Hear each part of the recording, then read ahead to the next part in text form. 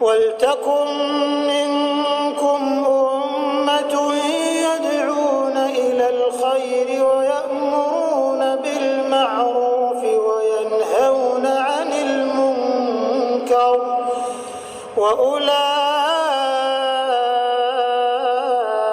هُمُ الْمُفْلِحُونَ. Hadirnya malaikat pada saat dia meninggal untuk mengurus jenazahnya dan memikul jenazahnya. Disebutkan dari Mahmud bin Labib radhiyallahu anhu, beliau berkata, ketika tulang lengan Sa'ad terkena anak panah, lalu dia sakit karenanya, tadi lengan kanannya, maka mereka membawanya kepada seorang wanita yang bernama Rufaidah yang biasa mengobati luka. Jika Nabi SAW melewati Sa'ad, beliau menyapanya, mengatakan, bagaimana keadaanmu sore ini, bagaimana keadaanmu pagi ini. Maka Sa'ad menjawabnya, sampai tiba satu malam di mana kaumnya memindahkannya dan sakitnya semakin parah. Maka kaum Sa'ad pun membawanya ke Bani Abdil Ash'al di perkampungan mereka. Rasulullah SAW datang menjenguk Sa'ad, lalu dikatakan kepada beliau, kaumnya telah membawanya pulang. Maksudnya Nabi kunjungi dia di masjid, di kemah dekat masjid, tapi ternyata sudah nggak ada, dibawa pulang ke kaumnya. Lalu Nabi SAW berangkat dan kami mengikuti beliau, kata Mahmud bin Labib. Beliau pun berjalan dengan cepat sampai tali sendal kami terputus karena cepatnya Nabi SAW berjalan. Jadi pada saat sudah diangkat dari kemahnya di dekat masjid, dibawa ke rumahnya di perkampungannya, Nabi SAW segera mengejar ke sana. Ada alasannya kenapa dikejar nih. Dan Nabi SAW buru-buru sampai para sahabat karena mengejar Nabi SAW, sendal-sendal mereka terputus.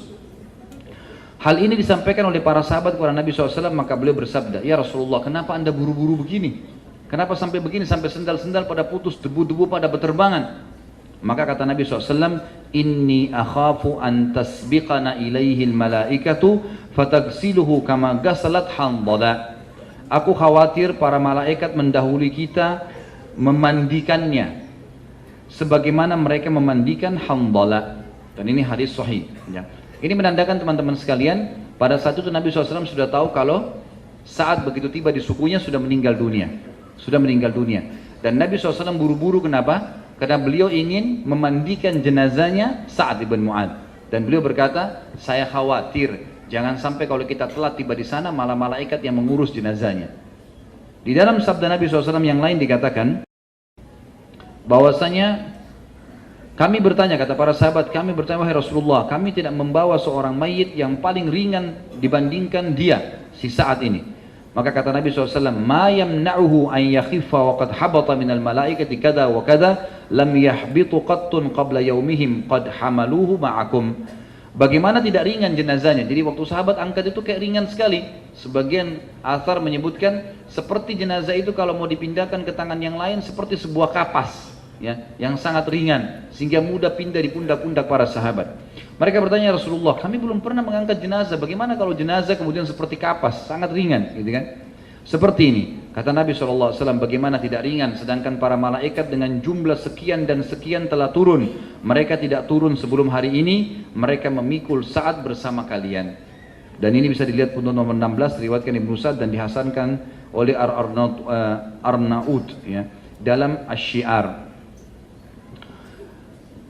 Ada riwayat lain menyebutkan juga bahwasanya Nabi SAW bersabda, Hadal abdus salih alladhi taharraka lahul arsh wa futihat abwabus sama wa syahidahu sab'una alfan minal malaika lam yanziru ilal ardi qabla dhalik laqad damma dammatan thumma ufrija anhu.